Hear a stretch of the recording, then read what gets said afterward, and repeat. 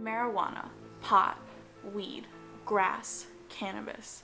If you don't partake in it, you know someone who does. From smoking to vaping to cooking and so on, there are so many ways to enjoy the effects of cannabis. But when we think weed, we don't think success.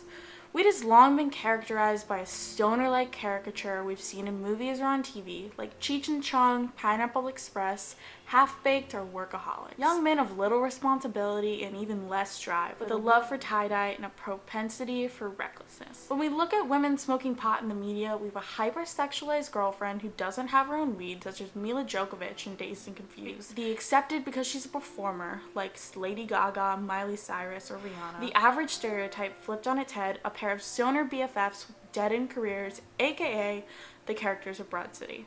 And while humorous, they are not doing much for the female smoker of today. But stereotyping female smokers doesn't just end with movies or TV. If we take a look at the marketing strategies of the weed industry, women are split between two stereotypes. Again, the hypersexualized objectified woman who stands on a beach in a bikini holding a bomb. Or we have the cautious lobby mommies who want weed to be legalized for their sick kids. Both are problematic because it furthers gender roles of where women belong in this industry. Where are the successful, strong women who just happen to toke up? But let's go back, because weed wasn't always illegal. Marijuana didn't have a bad name in the U.S. until Congress passed the Marijuana Tax Act in 1937, a statute that effectively criminalized the plant and restricted possession of the drug to individuals who paid an excess tax for certain authorized medical and industrial uses.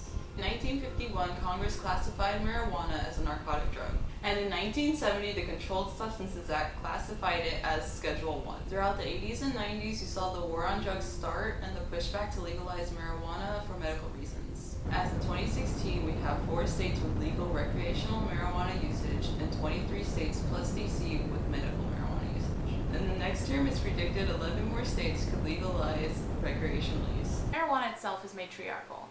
After all, it's the flowers from the female marijuana plant that is actually being used to smoke. Now that the drug wars are starting to fade, regular, professional, adult women are starting to admit that they smoke pot. Not just because it has good health benefits, such as helping with cancer and AIDS, or because taxing pot sales could help our economy, but because they simply love a good high.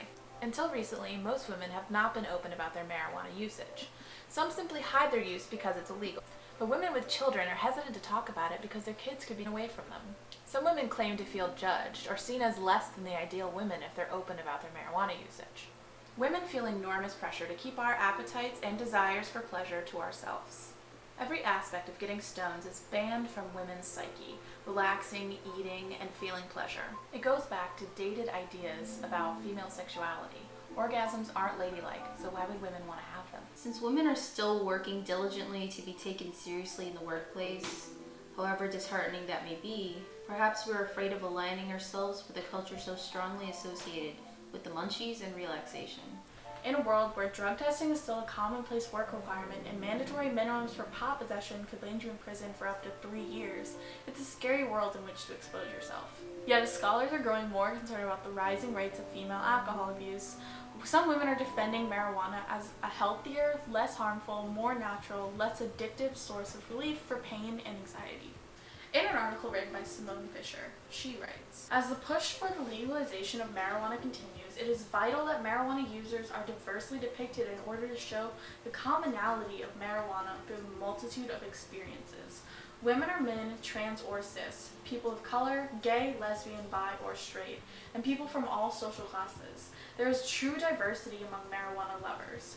Showing how these diverse experiences are reflected in pop culture is a novel way of legitimizing marijuana use." Despite the fact that a majority of the population supports the legalization of marijuana, women trail men in support of recreational cannabis by an average of 5 to 10 percentage points. If we ever want to achieve widespread legislation, then we have to reach out to female voters, smokers, and abstainers alike.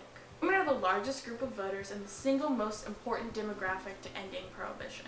The more responsible, successful, productive people talk positively about their experiences with marijuana, the more those who are still uneducated about it will start to question their preconceptions and prejudices.